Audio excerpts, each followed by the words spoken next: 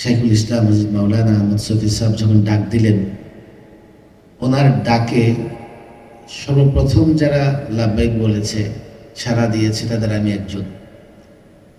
এবং সেই শুরু থেকে হেফাজতে ইসলামের আন্দোলন সংগ্রাম, লং মার্চের সমন্বয়, মিডিয়ার মুখোমুখি হওয়া, এবং যেহেতু আন্দোলনটা লালবাগ থেকে পরিচালিত হয়েছে এবং লং মার্চ এবং অবরোধ দুটি আন্দোলনেই শাইখুল ইসলাম আল্লামা আহমদ শফি সাহেব সহ বাংলাদেশের শীর্ষ নেতৃবৃন্দ লালবাগে অবস্থান করছিলেন।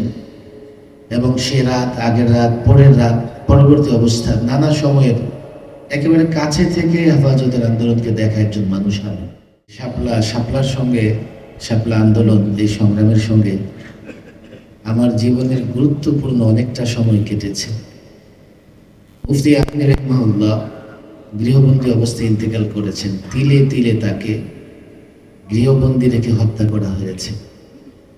মুফতি আমিন রাহিমাহুল্লাহ যখন ইন্তেকাল করলেন, ঠিক বাংলাদেশের আকাশে একটা দুর্যোগপূর্ণ আবহাওয়ার ঠিক আগে থেকেই অনুমান করা যাচ্ছিল। মুফতি আমিন রাহিমাহুল্লাহর ইন্তেকালের পরে ওলামাদের ভেতরে হতাশা, একটা আতঙ্ক কাজ করছিল।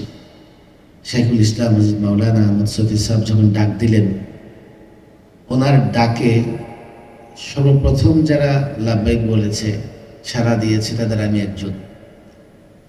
এবং সেই শুরু থেকে হেফাজতে ইসলামের আন্দোলন সংগ্রাম, লং মার্চের সমন্বয়, মিডিয়ার মুখোমুখি হওয়া, এবং যেহেতু আন্দোলনটা লালবাগ থেকে পরিচালিত হয়েছে এবং লং মার্চ এবং অবরোধ দুটি আন্দোলনেই শাইখুল ইসলাম আল্লামা আহমদ শফি সাহেব সহ বাংলাদেশের শীর্ষ নেতৃবৃন্দ লালবাগে অবস্থান করছিলেন।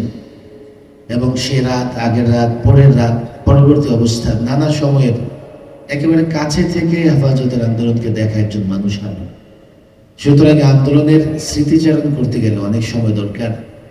এমনকি আমি 3 দফা জেলখানায় ছিলাম, 2 দফা 13, 14 এবং এবার 21, 22, 23-এর একটা অংশ। এই 2 দফা জেলে থাকার পেছনে যে মামলাগুলো আমার বিরুদ্ধে করা হয়েছে, এর সবকটি শাপলা চত্বর এবং হেফাজত কেন্দ্রিক। আমার দেশ পত্রিকা যখন বন্ধ হয়ে যায়, তাৎক্ষণিক আমরা একটা বুলেটিন বের করতাম, হেফাজত বার্তা। একটা সময় গিয়ে সে হেফাজত বার্তা বাংলাদেশে ফটোকপি করে পর্যন্ত বিক্রি হয়েছে।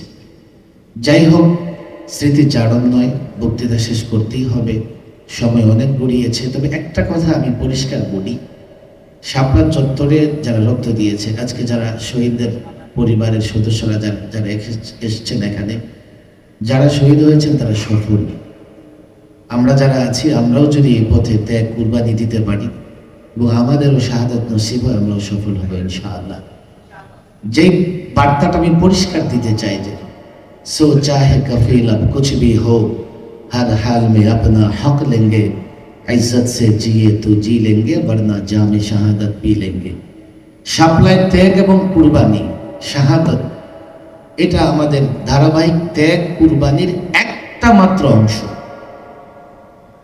এটা শুরু না, এটা শেষও না।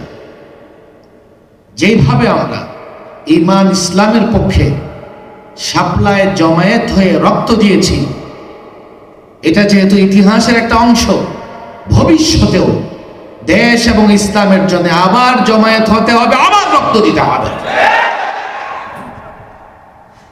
আমরা যদি সেটা করতে পারি, তাহলে ইতিহাসকে স্মরণে রাখা হবে।